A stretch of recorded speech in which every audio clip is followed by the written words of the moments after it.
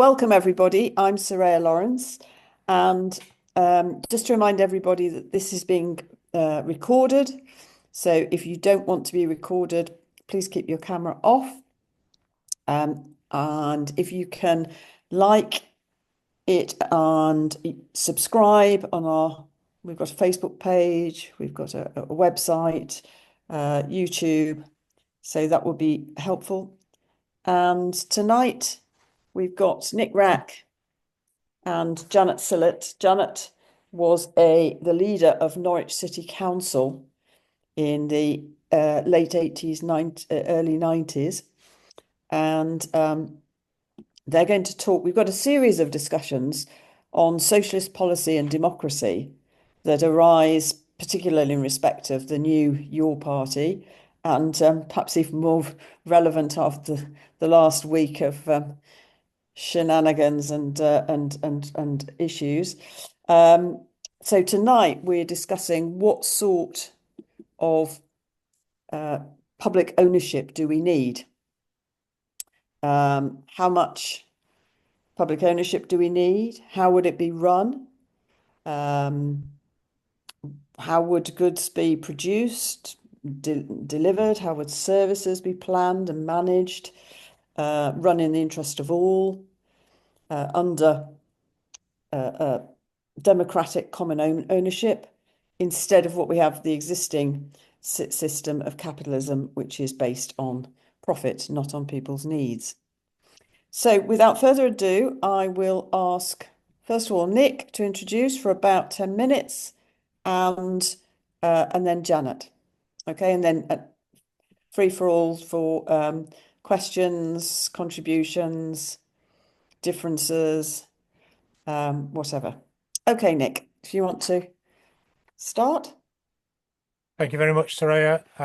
Welcome, comrades. Thanks for attending. So this discussion is part of a series that we're having in talking about socialism, about what sort of policies socialists and hopefully your party will adopt. And it's under the overarching approach that we, in talking about socialism from a Marxist point of view, have. And that is that we believe that what we need in the UK, in Britain, and elsewhere across the globe are parties that seek to get rid of capitalism. So we need parties that seek to abolish capitalism, not to manage it. And that means that there's a fundamental difference between us and others who we might call social democratic or reformist socialists, who really aim to manage capitalism and to seek to make the capitalist system work in the interest of all, which I argue, as a Marxist, as a communist, a socialist, that's impossible. Capitalism is a system based on the exploitation of the working class to create new value, a surplus value, which is the basis for profit. And that profit goes to the owners of the means of production, and it doesn't go to the working class. That surplus, the worker only gets the wage, and the profit essentially is the unpaid labor of the worker. In our opinion, capitalism can only work for the people that own the means of production. So what do I mean by the means of production? Basically, the resources of society. That's the land, the minerals in it, the waters, the crops and the vegetation on the land, factories, machinery, transport, science and technology.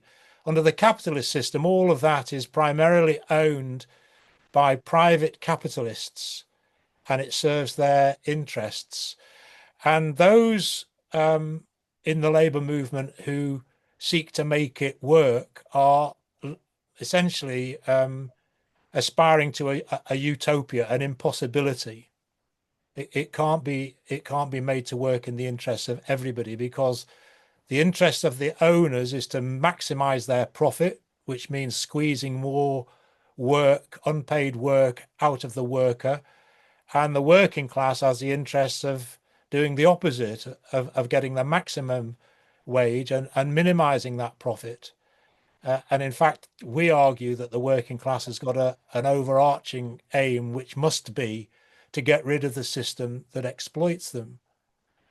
Now, in your party, it's not yet been set up.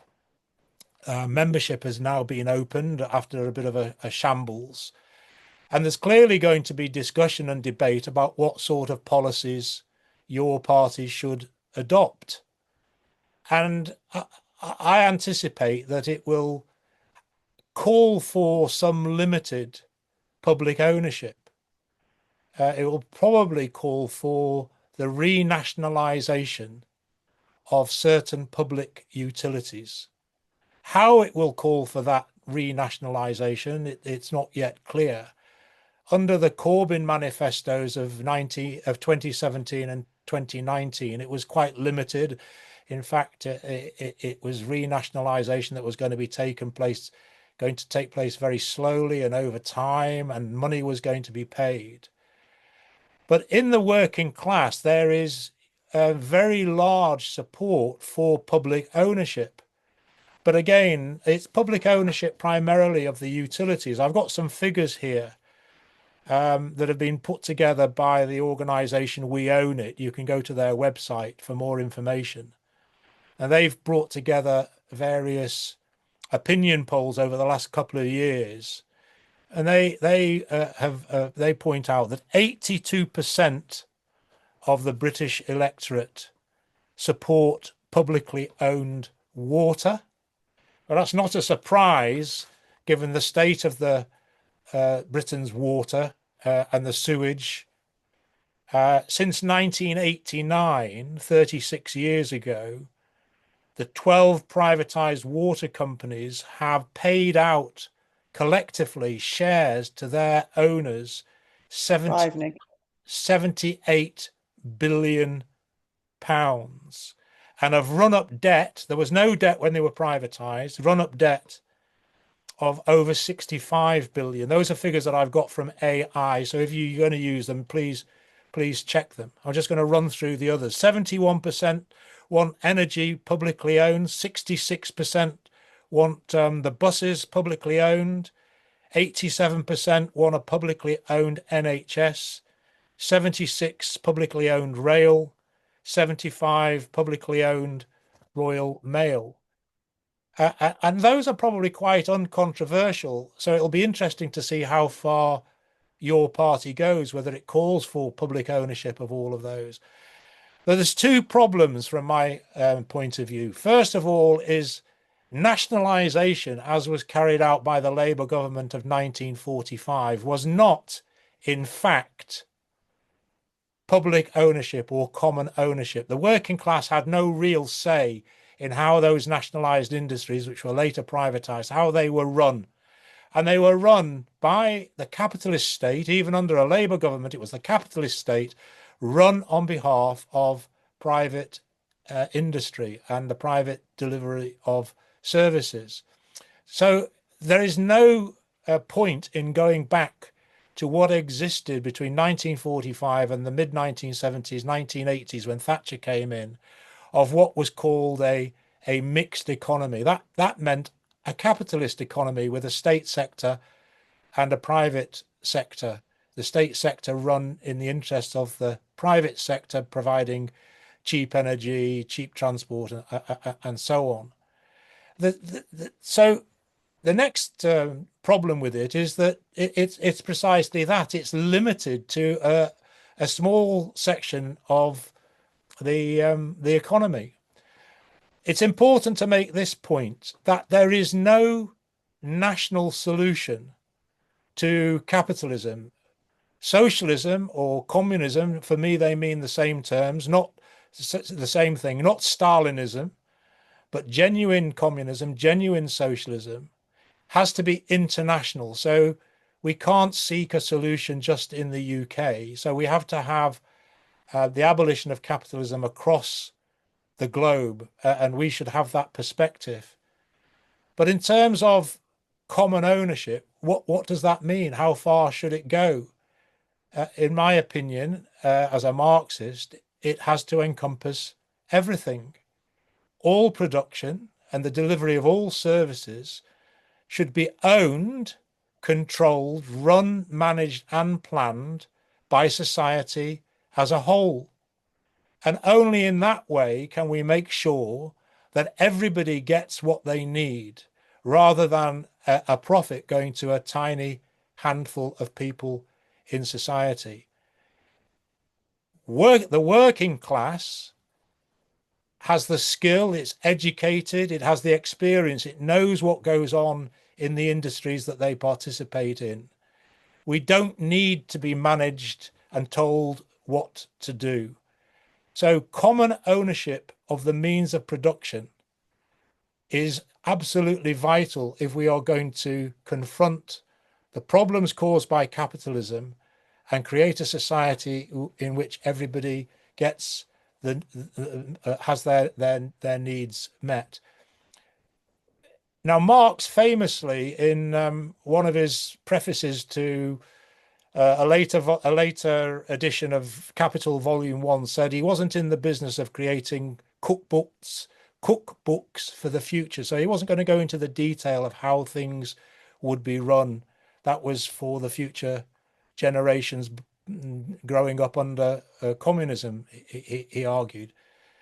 But in my opinion, we have the technology and the science and the understandings to at least make a beginning to that question.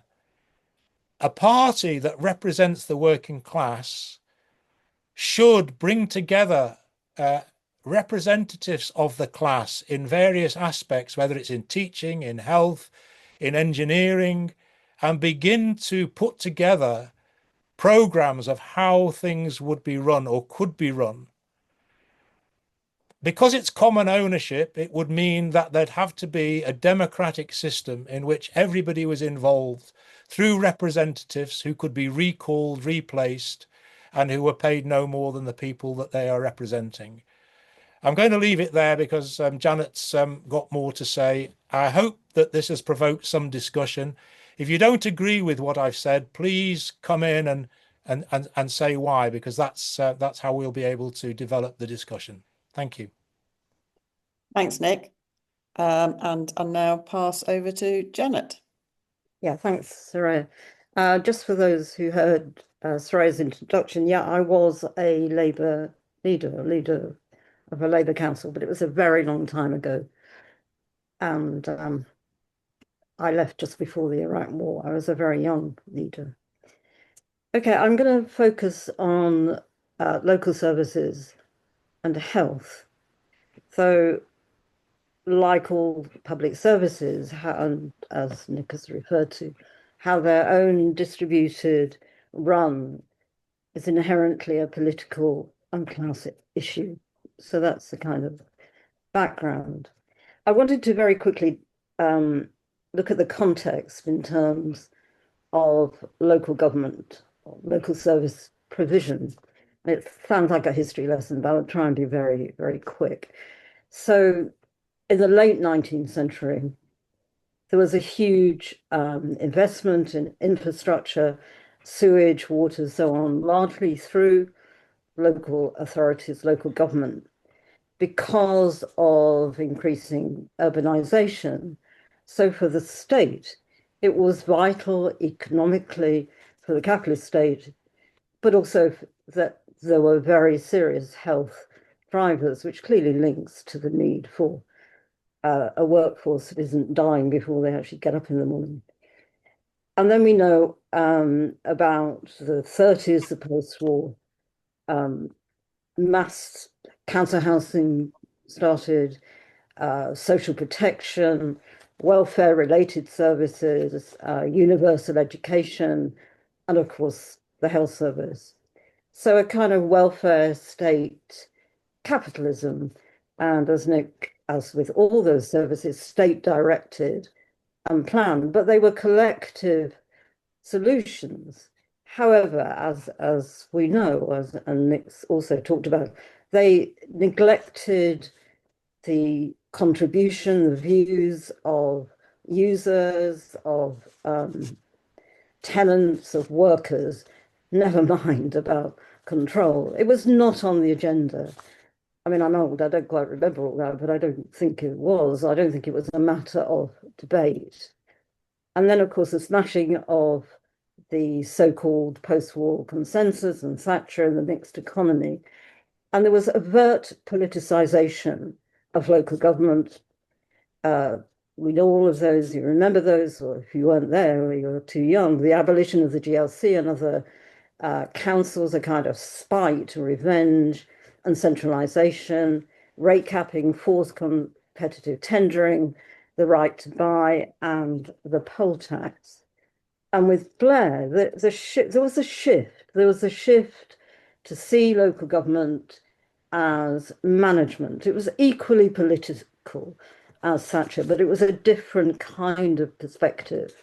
And councils and councillors were seen to be the drivers of efficiency. And we know that really meant the drivers of privatization. So we had PPPs, PFI, the commercialization of housing associations, the academic, I can't pronounce that word, schools and academies. Yeah, I can't say.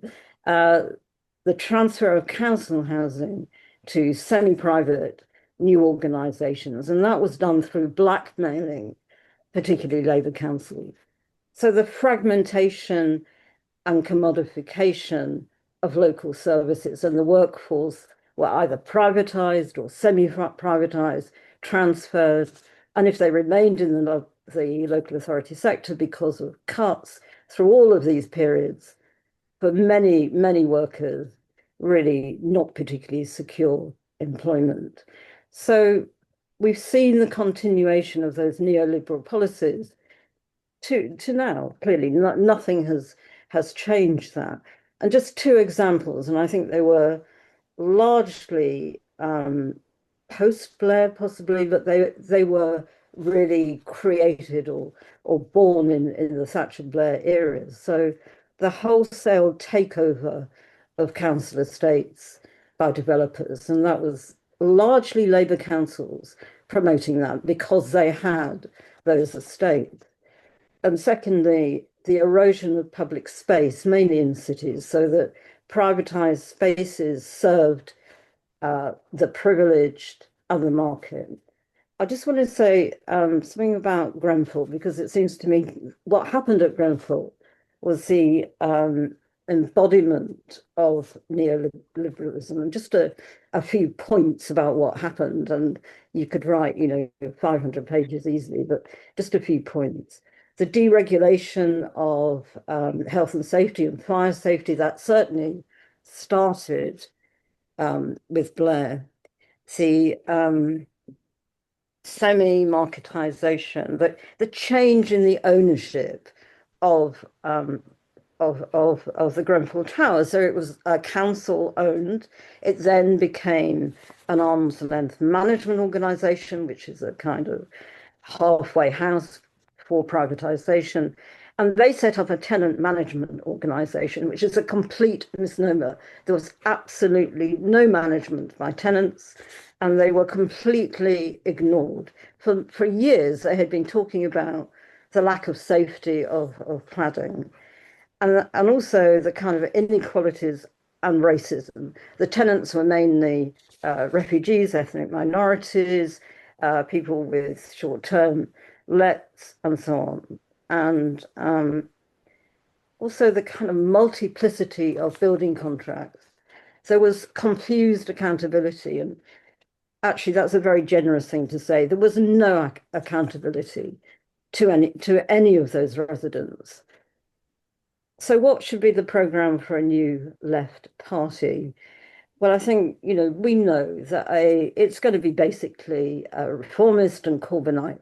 I'm sure they're going to be talking about building, more council homes, 1 million a year or whatever, investing in skills, reforming social care, providing investment for infrastructure. But they really have to, and I don't know how far they will go into this, but perhaps repeating the mistakes of the past, they need to make a case for democratized public provision at the local level to rebuild that public domain that has been lost. We need real devolution of power and decisions with democracy at its core. Services organized and planned democratically, and obviously taking the private sector out of key services, particularly, I'd say, social care, and the reintegration of provision. But I want to look at health really, just to say, is this programme, are these principles enough? And I think Nick has answered that already. But of course, it's not enough. I just want to say a few words about health, not about the National Health Service. We all know the reforms that are needed. We know the investments that's needed.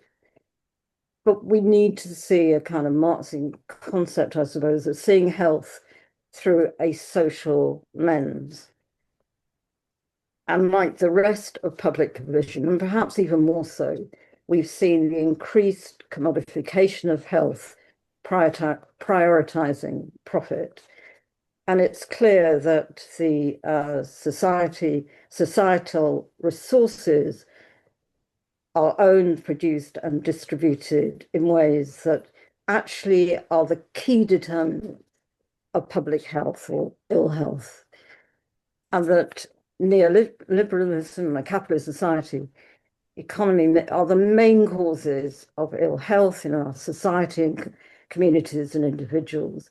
And there are very clear evidence. We don't need any more evidence in this country, and actually in many other places, it's much worse, but on the impact of inequalities of health. But just to take two examples, very stark statistics, there are many of them. In England, there's a 13.6-year gap in life expectancy of living healthily, so that between the most and the least deprived areas. So in Richmond-upon-Thames, the average person lives healthily for 70 years, and then their final years, perhaps, in more ill health. And it's 58 years in Barking and Dagenham. And life expectancy is actually going backwards in some groups. That's the first time for decades.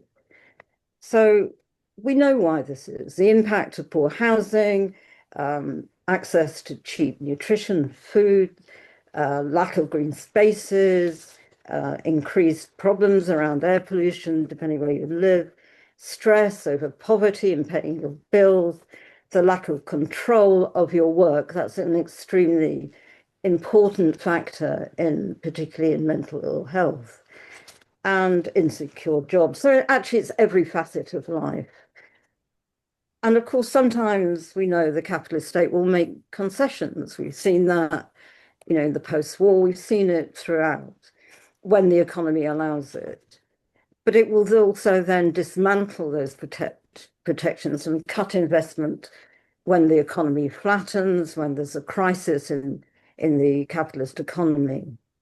So yeah, of course, the new party should be fighting for the reforms, some of which I've mentioned, for major investment, for fiscal stimulus into local services, and for democratization, with communities managing their services. But without the control of the means of production, it will still be limited by capitalism nationally and globally until, if ever, and I'm more pessimistic, but whenever the working class comes to power, both at the national level and in the local state. So that those reforms that are needed, are desperately needed. It would be crazy if a new party didn't push them forward, but they have to look towards the overthrow of the system itself, as a society where health isn't just an absence of disease, but is actually about a state of well-being. And it is very clear that health inequalities are rooted in the structural inequalities inherent to capitalist societies. Now, we're not in Engels's 1845 Manchester, obviously, but his concept of social murder, I think that concept is just as valid today if we talk about social sickness, the sickness of our society, of communities, and of individuals. Zara Sultana last week, I think in Birmingham somewhere, ended her speech on a high, basically. I hope she knows where it came from. We have a world to win. Well, I'm not convinced the new party is going to go anywhere near that.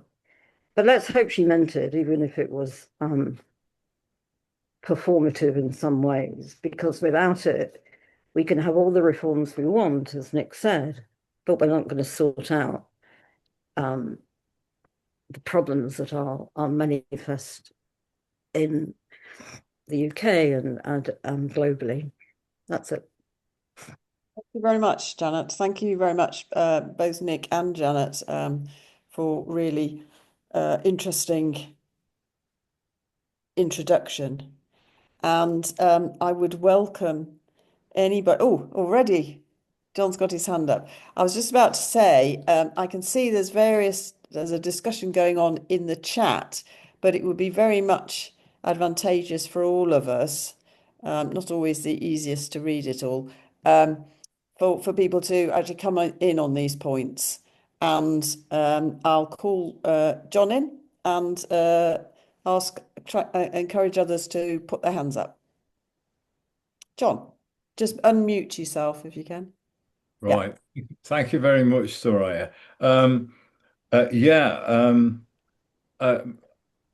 Janet mentioned Richmond.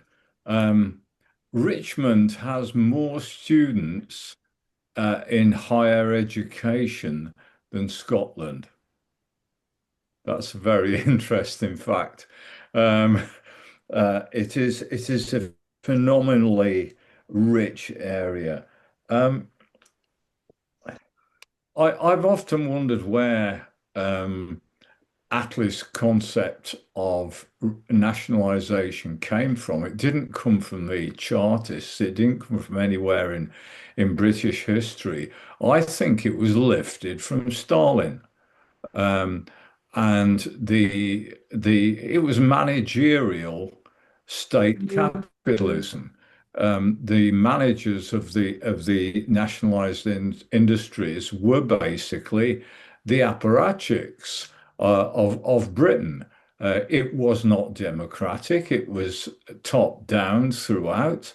It was no fun working. It wasn't a better experience working in a nationalized industry.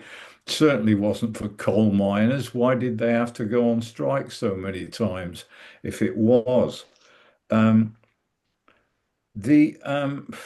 worst aspect, Janet talked about Blair, and I remember the Blair years. I was working in Oldham at the time in the voluntary sector, and the worst aspect of Blair's concepts was the local strategic partnerships. I don't know whether people remember those. Janet certainly will.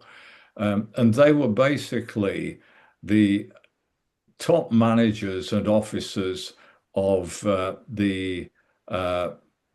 of health, of the police, of education, of housing, and of Oldham Council got together, tried to exclude anybody else, and they planned targets. They went through this annual targeting exercise, which basically said what everybody should do. And it was incredibly top down and onerous and drove people on this horrific league table agenda, which Blair invented. And this entire tradition comes from Stalin's Russia. And the Attlee interlude was part of it. What I'd like to talk about, if I may, is my starting point in thinking about these things is what are the needs of human subsistence? And that leads me to the concept of the social wage, which is that if we're going to abolish the wage system and if we're going to supply the people with the needs of human subsistence, then we need to take as much as possible away from people's need to work for wages in order to buy the things that they need in order to secure the livelihoods of themselves and their families. And that means that housing, education, health, everything which affects human subsistence, transport, education, leisure time, all of those things have to become free. Absolutely free, not free at the point of blah, blah, blah, but free. And you take away the need, the forced labor that people have to give in order to secure what they need in order to live in this world. And we can give that concept of the social wage a wide a definition as we want.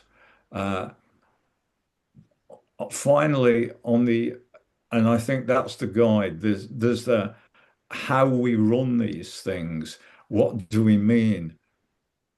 I mean, in the 19th century and early 20th century, the watchword was workers' control, which implied really that workers in industry would decide how those industries run. And I agree that workers in a particular field need to have a very, very important voice in that. But really, it's a social thing as well. It's for the community which uses services to have a say in how those services are devised, designed, staffed, run, what the ethos is going to be, etc., etc., etc., together with the workers who work in that particular sector. Okay. I think that's all I want to say. Thank you. Thank you very much. I'm sure there'll be the opportunity to come back. I actually can't see, having said that, I can't see anybody else with their hand up. I did see in the chat, just if this sparks anything off, is a question from Ant about how are you going to talk about public ownership without talking about the nature of the state. I suspect you are going to palm off state capitalism as socialism. I'm not sure who that's directed at. Obviously, neither of our speakers suggested that. And I think what it was we've got a program of discussions and there's no bar about discussing anything in any of the discussions. The next one we've got on 13th of October is specifically about the state, but that doesn't mean that anybody's barred from talking about it tonight. So I would ask people to comment on what Janet and Nick have said. Oh, Ant, you've got your hand up. Yep, fire away. Unmute yourself.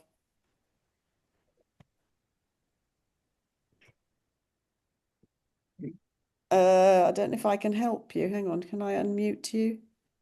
No, I have to ask you to unmute yourself. Yeah. Yeah, I can hear you. Can hear you. Okay, you were just talking about my comment, and if you look in the chat, before I made my comment, somebody actually said, "Do we have to talk about the state tonight?" And I said, "Yes. If you're going to talk about public ownership, you are inevitably going to have to talk about the nature of the state, because if you are considering that the present state as it exists in the capitalism can institute any form of socialism or even any sort of step towards socialism, I think that you are you're outside of Marxism. Marx made it very, very clear the working class cannot simply take hold of the present state and wield it for its own purposes. The working class must, in fact, smash the capitalist state. And so, obviously, I can only repeat what I said. The question of the state, the nature of the state, is paramount here. Are we talking about state capitalism, whereby the capitalist state takes over the means of production, but does not remove the capitalist relationship and the proletariat remain wage laborers and exploited? Or are we talking about the dictatorship of the proletariat? I think this is absolutely fundamental. If you notice another of my comments, I said I do not believe that your party can be a vehicle for socialism. I do not believe that it will be anything other than a capitalist party, and I do not believe that it has any solutions for the working class, and that the only thing that's coming for the working class, the vast majority of the population, this side of revolution, is an ever worsening scenario, an ever worsening panorama.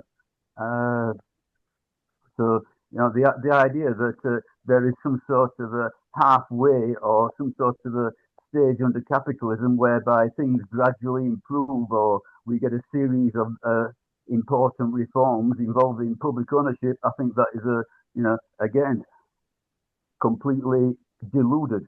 All that is coming out of capitalist crisis is a sharpening of the conditions, a worsening of conditions for the vast majority of people, and ultimately catastrophe. I think I'll stop there. Thank you very much. Okay, well, thanks very much, Anne. So what do comrades think? Is it possible, and I think both Nick and Janet touched on this, that from what we've heard so far from those, well, I say those, from certainly from Zara Sultana and from Corbyn and the experience of the Corbyn years, is that you can manage capitalism better, in a better way, and of course it's capitalism is based on a system of profit, so we're never going to get the things we need under the capitalist system, and so talking about ownership of these the things we need is essentially who's going to control it. So I don't know if comrades want to come in on that. Any views, any disagreements about what's been said? Can't see any hands up. What do people think then? Do people think that it is possible to manage better a system that is limited by rules and regulations and laws that are not in our interests, essentially? I mean, we've been brainwashed. Capitalism, I think, because it has control of education, it tells us what the history is, more or less. It's brainwashed us into thinking that a decent standard of living and providing for ourselves and our families is something that's sort of based on a meritocracy, when it should be. And when I say a meritocracy, if you're rich, you deserve it, but not on the basis of fundamental rights. What do comrades think about that?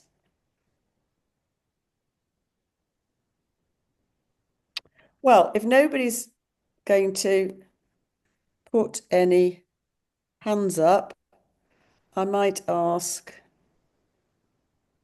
I'm just looking about in the. So Frank has put, the ruling class will have to. I'm taking this. There's a context of a discussion about the state and so forth. The ruling class will have to unequivocally capitulation. Maybe it means to capitulate. Otherwise, they won't let us start building communism. So does anybody think that the ruling class is going to just capitulate and give and hand things over? Okay, well, I'll ask Nick and Janet to just come in a bit more about how they think these issues. John has put about, Mark's talked about the withering away of the state as the process that happens between socialism and communism. Okay, and then Ant has just put, not the capitalist state, that must be smashed. Yeah. Nick, do you want to come in just for a minute or two, and then I'll ask Janet? Yeah, sure. So I'm not sure really who, excuse me, I'm not sure really who Ant was addressing, because neither Janet nor I said anything that could have been misinterpreted as the things that he was answering. We both said, certainly I said explicitly, that capitalism can't be made to work in the interests of the working class. And we can have arcane discussions about Marxism and what Marx said and so on. And I'm, as interested in all of that as anybody else. But I think we've got a more fundamental problem immediately facing us. And the issue for me is we as Marxists are in a minority, and we're in actually quite a small minority. And there are lots of people who don't agree with what they're seeing under capitalism at the moment, but think that it can be made a bit better. And they're looking to Corbyn and Sultana to assist them.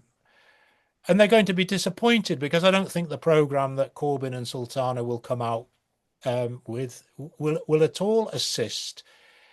And so we as Marxists have got to find a way of winning more people to a more profound approach, a more fundamental approach, and that is to break with capitalism.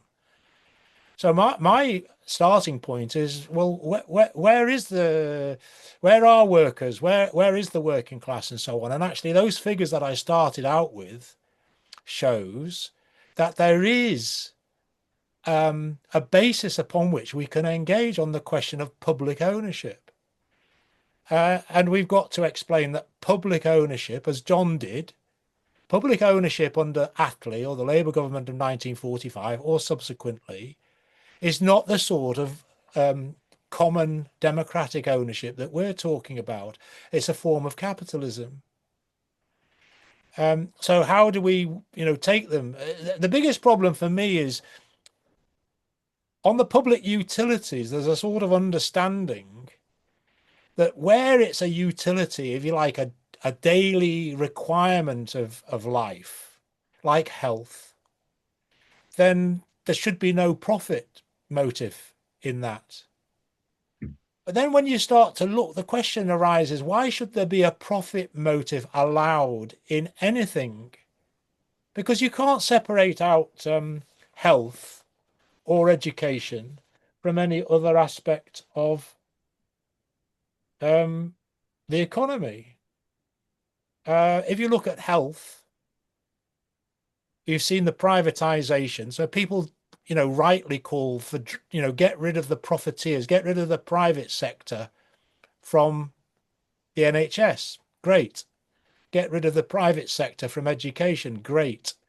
Get rid of the private sector from local government. Great. But why not get rid of the private sector altogether? Why not get rid of the private sector in engineering, in construction, in pharmaceuticals, in chemist shops, in farming, in supermarkets, in fishing? And that's the task for us at the moment, really, is to actually try to persuade people that there is an alternative form of society, socialism or communism. I use the same, those two words to mean the same thing.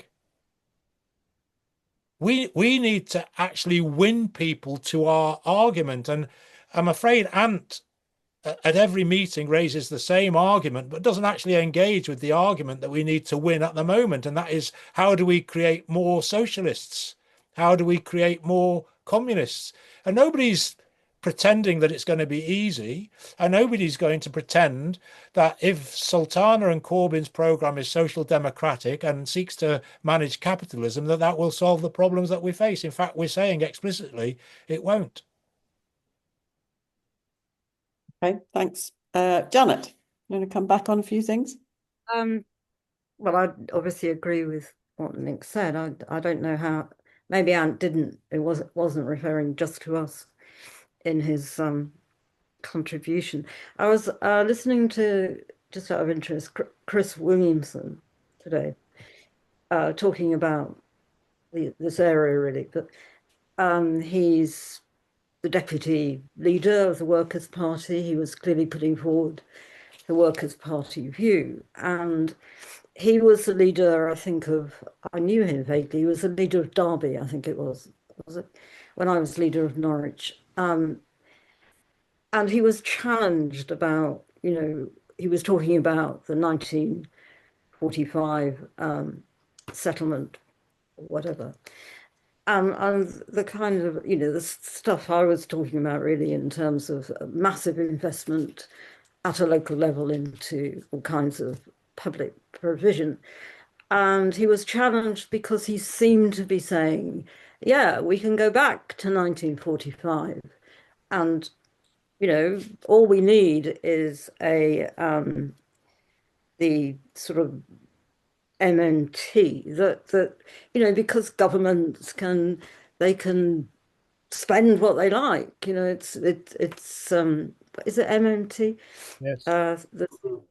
And it was kind of, I understood what he was saying, because frankly, if he'd been the leader of a council as we were under Thatcher and then to some extent under Blair, the thought of Keynesian economics, the thought of fiscal injection and investment into local services, it's like it's like it sounds, and it's essentially needed, and it sounds wonderful. So I understand that kind of nostalgia, but I mean the way he talked about how that could come about in a capitalist society and be sustainable, it was full of contradictions, and I think that's where really Galloway talks about him being socialist and his party being socialist. They clearly have no view beyond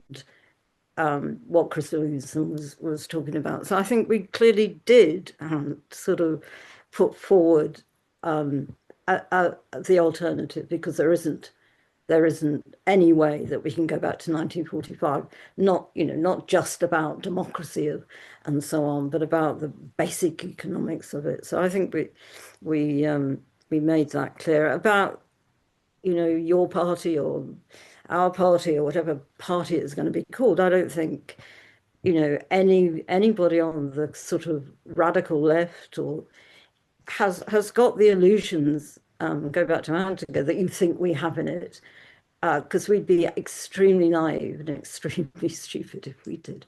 But it has actually raised a debate about these ideas, and that can only be positive. I'm not saying that's going to lead to revolution or a massive change, but we can't just sit back and let this happen, this party happen, without and just withdraw from it. And it depresses me quite often to think about your party, but reluctantly I think we have to, as socialists or communists. Thanks, Janet. So I've got nobody with their hands up, but I have Frank. No, I think that was a thumbs up rather than a hand up. Right. So just some of the comments. There's no quick fix. Unless the working class, I think it's takes up the gauntlet. The class struggle, revolutionaries are marginalised. Your party offers nothing but illusion, false hope, an obstacle to class struggle and real understanding. What do comrades think about that? I personally think that I have no illusions in the people well, half the people we don't know who set it up, but looking at Corbyn and Sultana, I have no illusions in them. I think they are reformists. They may be very well-meaning, but I think if you persuade people that you can change things by staying within the capitalist system, then you are selling them out and illusion and false hope. So I agree with Ant on that. Forgive me, I didn't say who I was reading out on Ant on that. But I don't think it's an obstacle to class struggle, because if people are, it's how do we get from small number, I don't know, because not everybody said spoken, but if we presumed, and one should never presume, that everybody in this meeting agreed that we need to get rid of capitalism, how do we get from being this small number? And I don't think we're the only people in the country, I'm not saying that, but how do you get to have the vast majority of workers and their families reaching that conclusion? Because it has been drilled into people that you don't need to get rid of the system. You can just make things a bit better, a bit fairer. That's what these people keep talking about, don't they? Fairer, more equitable. Whereas under capitalism, that's just not possible. So, but if there are people looking for an alternative, and that's why they've tried to join your party with all the difficulties there've been and the shenanigans that have been going on, that's something that surely is a stepping stone potentially to discussing and persuading more people through their experience, reaching the conclusion that you do have to get rid of the capitalist system. I don't know what people think. John. Yeah, thanks, Soraya. Yeah, I, your party obviously represents an opportunity to break with the downward slide of the fortunes of the socialist idea, as well as the downward slide in the condition of the working class in this country, which is in a terrible situation. I mean, I believe that reform has a role to play. And from what I remember reading, Lenin did as well. He formed a parliamentary party initially to make things better, and to try to secure important reforms without which the working class wouldn't have the ability to breathe organisationally. There's a hell of a lot which needs to be undone in terms of legislation.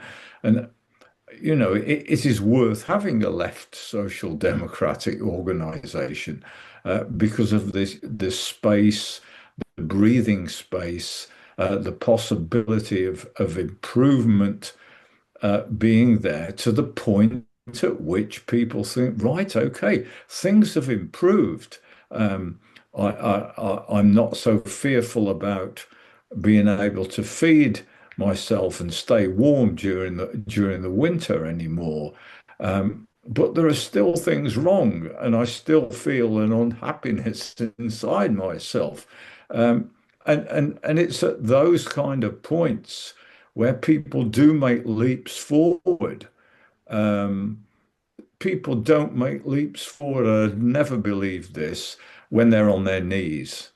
And people are on their knees at the moment, and people are just desperate when they're on their knees. Which, I mean, being attracted to racist ideas is a sign of that desperation. So yeah, your party probably won't turn out after the conference to be even close to what we want in this particular Zoom call, or most of the other Zoom calls that we all attend, or the meetings that we attend. But it will nevertheless be important, and it gives the opportunity to raise the ideas of socialism.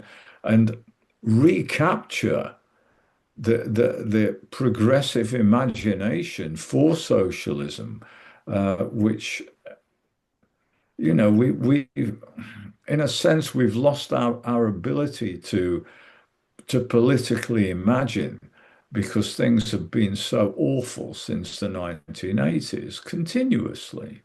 It's been horrible. But yeah, okay. Thanks, John. Adam, remember to unmute. Yeah, great. Okay, thanks. I mean, I agree entirely with Nick's argument and his definition of socialism as common ownership and democratic control of all the means of production, and production for use, not profit. But what I don't understand, well, I do understand actually, is what he and people who think like him, what you're going to do in the new party. I mean, it's quite clear it's going to be a social democratic reformist party, and it's not going to adopt socialism as its objective.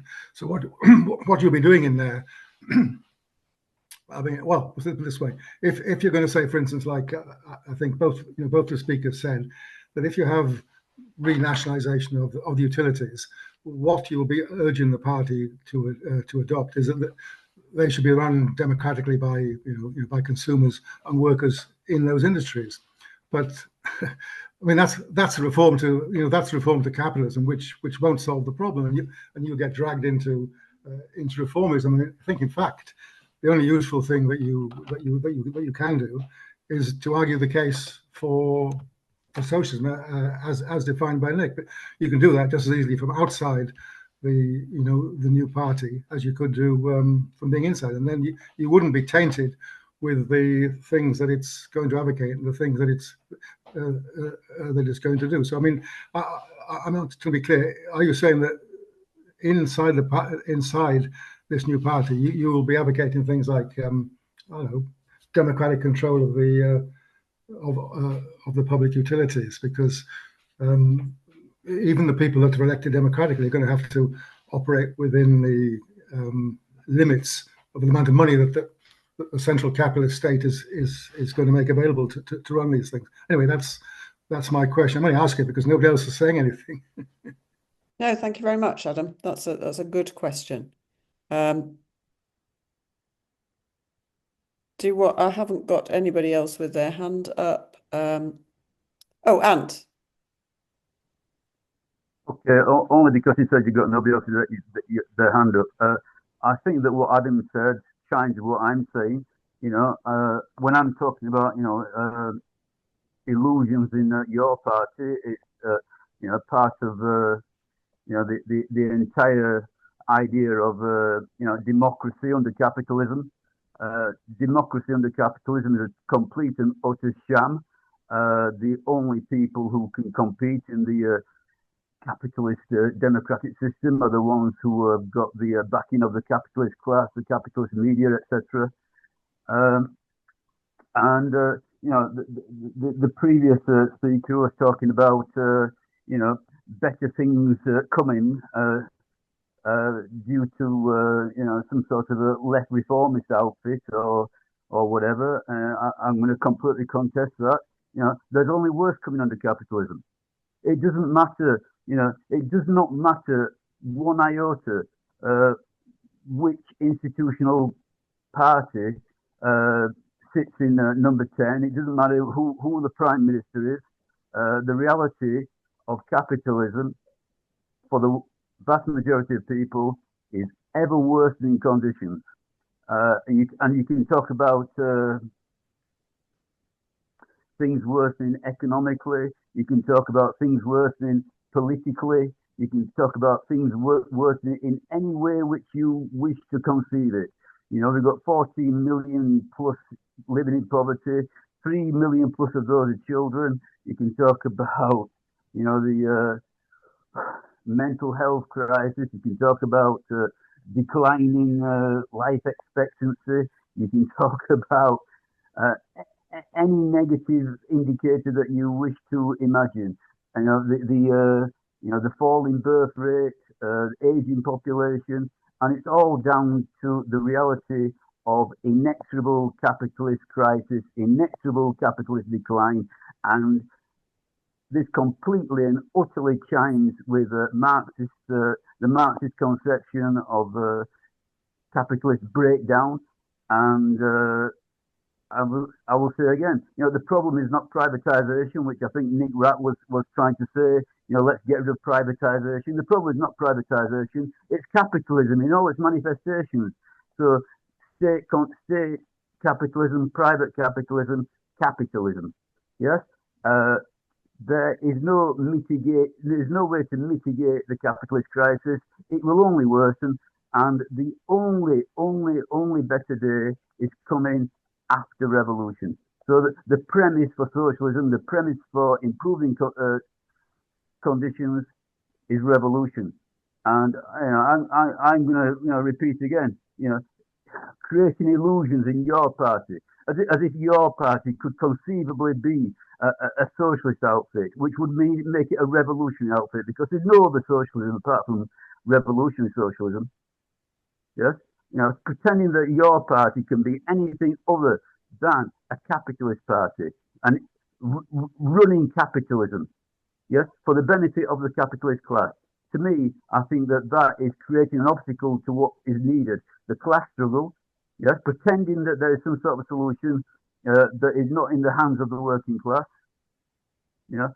Pretending that the working class can rely on the capitalist state, can rely on the institutions of capitalism, pretending that it has any option for anything but worse under capitalism, apart from its own strength, its own autonomous organization, a complete rupture with capitalism in all its forms, politically. Yes, that is the only way out. That is the only solution. That is the only Marxist solution. The proletarian dictatorship, the revolution. That's it. Thank you very much. Cheers. Right, thanks, Ant. So I think I don't want to force, well, I can't force anybody to come in, but I can see Kate's raised some interesting points in the chat. And I don't know if she wants to come in. Silence. I think so. It's firstly, other people the speakers can certainly answer for themselves. I don't think anybody has suggested that your party is an answer to the solutions against capitalism, but they can speak for themselves. I certainly am not saying that, and I don't believe it. But what I do think is how, firstly, does it matter who's in government? I think it does, because I think people reach conclusions. So to be able to change society and get rid of capitalism, the working class, in its vast majority, has to reach that conclusion. And I think people will disagree with me or not, I don't know, that people reach conclusions so that we need a revolution to get rid of capitalism through experience, through life experience. And some people reach it more quickly. I don't think people reach it from reading books. I think that, yes, educating yourself and looking at history and what's happened in various movements in the past is really important to learn from it. But people learn from their experiences. So the point about when people are reaching a conclusion that they want something different, but may not have reached the conclusion that they need to wipe out capitalism, is surely an important point. And this is one of the things Kate says. I think your party is the only opportunity that has attracted large numbers. So I think it can't be ignored. The majority of people I talk to on the left don't want a Marxist party unless they're already in a communist group. This is just my experience. And then she goes on to say, I was at another meeting and one person proposed that your party should have an inbuilt Marxist platform. I supported that as a way in, but I didn't see anyone else did. And then somebody else says, Frank says, it would be more dynamic with Marxist factions in it. And Kate says that seems a realistic prospect, more so than thinking an outright communist party will be formed immediately. And isn't that the the point that it's not everybody. Sadly, if we wouldn't need to be discussing this if everybody had reached the conclusions that hopefully all of us on this meeting have reached. So what do you do? How do you if you stand out and say, well, we need a revolution? Sadly, and there are different ways of saying it, but sadly, most people just think, oh, you're just talking nonsense. I've got to pay my bills. It's a dialogue, isn't it? How do you get into a dialogue with people to discuss about what are the real, what is the root cause of all the problems we have in society, which is capitalism, getting rid of it. So I don't, as I said, I don't have illusions in the leaders of your party, self-appointed, squabbling for their own self-interest, but it's personally, I think it's somewhere to intervene and a positive. You can't control what people think, and those leaders won't be able to control, I hope. Thank you very much, those who are making comments. And Kate has also said many people I know are disturbed by the rise of reform, and that's what we're seeing, isn't it? I don't want to abuse my position, but I think again, Ant spoke about the inexorable decline of capitalism. I don't think there is an inexorable decline of capitalism. I think that's why we are seeing the rise of far right parties, and you've got the phenomenon of Trump being re-elected in America, and the undermining of any sort of appearance of democratic rights being attacked. And that is something that we all know from history. Capitalism will not just wither away, sadly. It needs to be swept away. And it's how do we get to that point? Right. John, are you sure you don't want to say anything? Not trying to force you, but you've put up a few yes and no's. Okay. Nick, Janet, do you want to come back on anything? I'm just trying to see if there are any. So Frank's put, I'm enthused by your party's potential to be turned leftward. I don't know if anybody else wants to come in on anything people have said. Janet, would you like to say anything? I don't know. I agree with what Kate says. About the decline.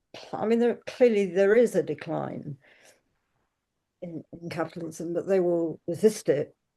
We know that.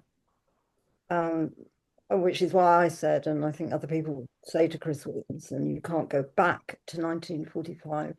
We're not in that position. But I think John has gone, but I agreed with what he said and what he said in the chat about the space for people, and I think what you were saying, Sarah, the space for people to rethink their own future. And actually, I guess what he was saying, I think, about your party does represent, maybe it's too optimistic, but represent a way of rethinking the future in a way that isn't immediately seen as revolutionary, but it could change people's perspectives. I'm not sure about that, and I don't know. I mean, I think people with Frank, I think, was talking about factions, and if there was a scope for factions, a Marxist or communist factions within your party, that makes our position easier in order to intervene and build up ideas and so on. I don't think they will allow factions. And I'm kind of torn. I think if the beginnings of your party, as we've seen in the last month, are a sort of indication of how it's going to turn out, I think it could actually disappear in, say, after the next election. So I'm not as hopeful, but we take what we can. We don't have much going for us at the moment, and we should be fighting at the moment for this absurd conference to be not, as they're putting it, challenging them on their idea of democracy, which isn't democracy, doing all that. But, you know, I'm not that optimistic, really. So just before I call Ant in, because he's got his hand up, Nick had asked a question in the chat. Does anyone think that we should not argue for democratic common ownership of all production and services? So maybe people can have a think about that and either comment in the chat or even come in. Ant. Hiya, can you hear and see me? Yeah? Yeah. Okay, I'm sorry, can you just tell me your name, please? I'm sorry about asking you. What's your name, please? Yoni, yes, yes. My name. Oh, it's on the thing. Can you not see? Oh, it's Soraya. Soraya. Okay, Yeah. sorry. That's Okay, all right. Soraya. You know, I think tonight, you know, I'm trying to be a little bit less passionate because it doesn't help really. But I think tonight, you know, we're colliding with two major facets of Marxism. You know, one, you know, I suppose you could say, you know, the more political side of Marxism, and it's, you know, it's theory of the capitalist state, and you know, the limitations of that capitalist state, and you know, the attitude of the working class towards the capitalist state. And I think I made my position clear there. And I think I uphold Marxism in saying that the working class cannot simply take over the existing capitalist state and wield it for its own purposes. It must smash the capitalist state. The capitalist state cannot act as a vehicle for introducing socialism. We cannot take over the capitalist state through elections or whatever and introduce socialism that way. Okay, but I think the other, you know, the other major aspect of Marxism, which I think you, Soraya, I think you utterly abandon Marxism. You know, when you say that you know that there is no tendency towards crisis and catastrophe under capitalism. You know, okay. No, sorry, that's just What were to your correct you, words? Ant. I was Okay, quoting what you sure. said. Forgive me. All right. Quoting what you said. You Okay. said there's an inexorable decline of capitalism. I completely agree with you about, but I was quoting what you said, not what you've just said now. Okay. You Okay. talked Okay. about Well. You know, what, you decline. know, I'll give. You know, I cannot exactly remember. You know, I cannot quote myself exactly. You know, so I'll give you the benefit of the doubt, and I'll you know, I'll leave. You know, if I put a foot wrong, I put a foot wrong. But you know, I think that, you know, the realities is that Marxism, you know, is a theory of a crisis and breakdown of capitalism. And I think that, you know, we've been here before. You know, Rosa Luxemburg and the left wing within German social democracy, you know, had to defend, you know, Marxist crisis theory against the you know, the reformists who were, you know, who were, you know, we're saying that capitalism, you know, does not break down, that capitalism can go on forever, and that the working class simply can make a series of reforms, and it can simply gradually get closer and closer and closer to socialism through reforming capitalism. And Rosa Luxemburg said that, you know, this is a complete abandonment of Marxism. And I think that, you know, the issue here is that it's you know, I cannot quote Marx exactly, but, you know, I can get pretty close to it, you know, off the top of my head. It's not what the working class of any particular moment think. You know, it's what it will be compelled to be, and what will compel it to change. What will compel the working class to listen to the voices of revolutionaries. And the reality is that if capitalism does not have a breakdown tendency, does not suffer from you know, the tendency towards a declining rate of profit, which cannot be resolved, which must translate into declining conditions for the working class. Yeah. So, so I'm going to say that capitalism only offers inexorable decline for the working class.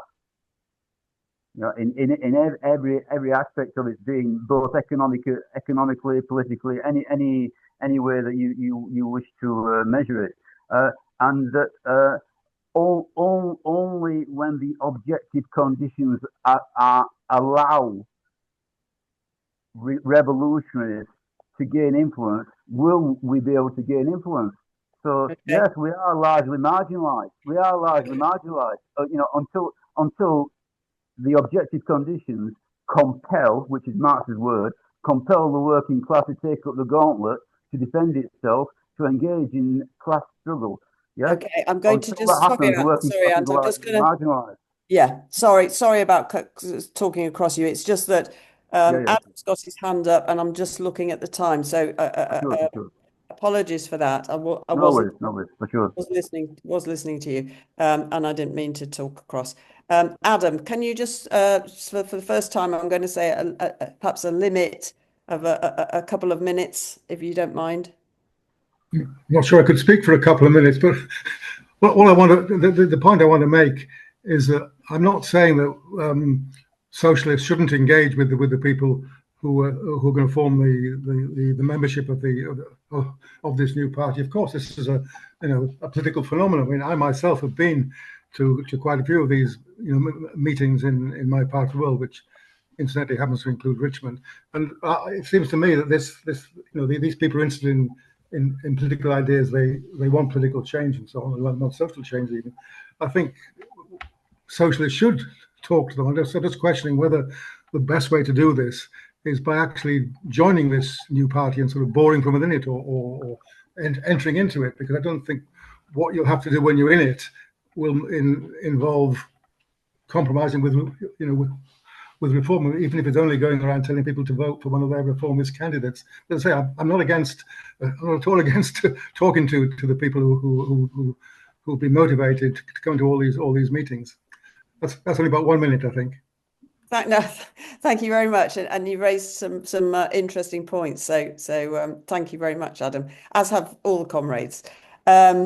So I can see the time. Janet, do you want to come back? Oh, you're shaking your head. No. Okay. All right then. Nick, I will call you back. Thank you. All right. Thanks, Soraya. Thanks, comrades. Thanks to everybody who's spoken. So, first of all, Adam, I think Adam's raised an interesting point, and he agrees with me insofar as we need to talk to people, and so that's good. So it's really a tactical difference about whether we do that from within or from without. And my approach, and it's shared by many others, is that what we've seen, although it's being dissipated by the leadership, and the leadership's actions are informed by their reformist politics, in my opinion, and their attitude towards democracy and involving the membership is a consequence or a product of their reformist politics. So that's important to recognize. But at the same time, there are 800,000 people who initially signed up. Even if that's, say we've lost 200,000 or 400,000 of them, it's still a big, big body of people. And what I found actually in just, sending out stuff on social media and writing articles is that there are people involved in this process who are interested in ideas. A lot of people, I don't want to exaggerate it, but there are a lot of people who are already interested in Marxism, in communism, in socialism as I've defined it, of the democratic common ownership of the means of production and production for need, not for profit. People are interested in that, but they still need to be persuaded, or they still need to be organized into a collective force, into a group or a putative party or whatever. Now, Adam's absolutely right that if we capitulate or compromise on our revolutionary politics, on our arguments for a fundamental break with capitalism, then we will have gone wrong. We won't be doing anybody a service, least of all ourselves, and not the people who we might influence. But at the moment, I think it's better to be in using every opportunity to fight with those who share some of our ideas and who share perhaps a lot of our ideas on democracy, to show with them in discussion why the politics of Corbyn and the politics of Zara Sultana are inadequate. And could we do that from the outside? Well, we could. I think it would be less effective, but it's something that we're going to have to constantly review. But if, amongst ourselves, we realize that we're in danger of compromising our Marxist ideas, then we need to think afresh and make sure that that's corrected. I don't think we have done that. In fact, the material that we've written in the process of this has been absolutely clear that we want a fundamental break with capitalism. We need a party that's not going to manage capitalism, but to break with it. That we need the democratic common ownership of the means of production. We need to get rid of the profit system, the wages system. We have carried articles that talk about the need to break with the capitalist state. And so we've not compromised at all. It's a fundamental break with capitalism. That's what we need. Now, that's a revolution. We need a working class revolution. But there's a problem, because on the left, when a lot of Marxists talk about revolution, they're really referring to a minority insurrection or putsch or whatever. I don't believe that that's the way that socialism will come about, and I don't think that would produce a democratic society, which is necessary for socialism. We need to win the majority of the working class to our ideas. And so we have to engage with them. We don't lower our ideas, but we engage with others who don't yet agree with us. And I agree with Soraya that a lot of the time, in fact, most of the time, that will be through experience. And I don't know if I've answered all of Adam's points. We agree politically. I think we disagree tactically. But I do have real differences with the approach of Ant, who essentially is, I hope I don't misrepresent, but in terms of what he just said lastly, is it's only when objective conditions compel the working class to act in a revolutionary fashion that revolutionary ideas really come into their own. Well, the consequence of that, if you think about it, is really you don't really need to do anything in the meantime, because you're not going to persuade people of your revolutionary Marxism. I think that's just a passive approach to politics and to revolutionary politics.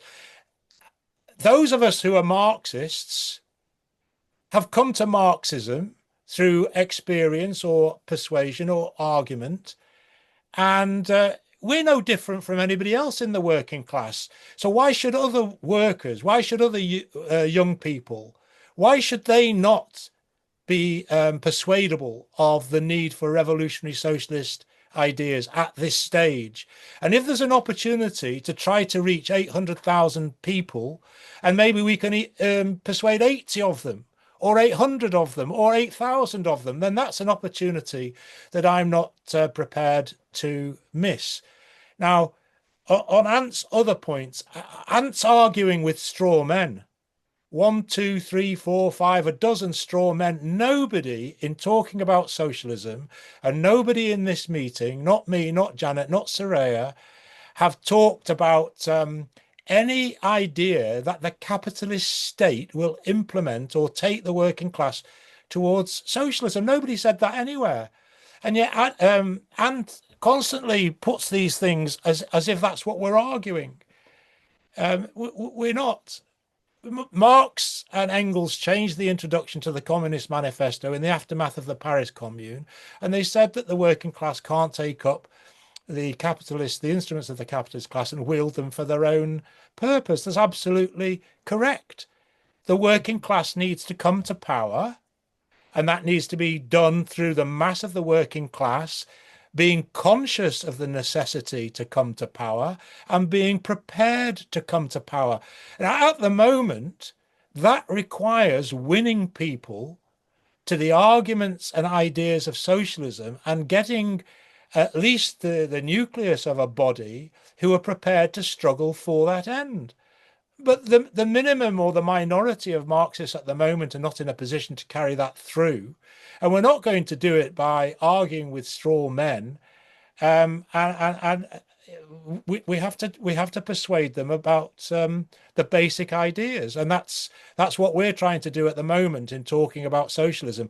But if Ant wants to suggest anywhere where we've written anything that is a concession or a compromise on Marxist principles, he's happy to, he can write in and tell us. But I don't accept the criticism that he's making. We want to find other individual socialists who aren't in any group, who want to fight together with us or us with them, inside your party and outside your party, in the working class, in strikes, in tenants' movements, in struggles, to try to win people to the ideas of fundamental change. In the process, that will mean participating in demands for struggle. And I think, again, Ant is completely unnuanced in the idea that, all reforms are worthless. All reforms can be taken back. And that's what I was talking about, privatization. The things that people see as being reforms, the NHS was certainly a worthwhile reform, but it's being undermined. And so all reforms that exist within capitalism are prone, susceptible to being taken back. And that's why we are not reformist. We support reforms, but we explain that to make change permanent, we have to change society permanently. And that's what we're trying to do. Thank you. Thanks very much. I think that it's really important to engage with people on the basis of what they're saying, not what you think they're saying. You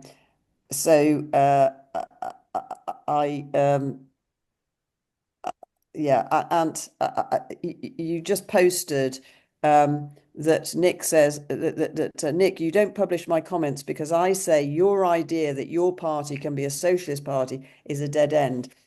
Nobody's ever said that. So can I just come back? Nobody has said that your party will be a socialist party. We're fighting to make it one. And if we fail, but in the process create more socialists, that for me will be a success. Okay, thanks. Okay, next time, it should be a really good discussion. The 13th of October is what do we do about the state? So the state that's suppressing dissent, increasing authoritarianism. What do we do about the monarchy, the House of Lords, the police, the army, secret services, etc.? So welcome everybody who's attended tonight, and please ask other people to attend as well, and so everybody can have their say. And thank you very much, everybody, for contributing, discussing, putting in the chat and participating. Thank you very much indeed. We're here to discuss. We won't always agree, but hopefully we'll always have fraternal, comradely discussions. All right. Thanks very much, everybody.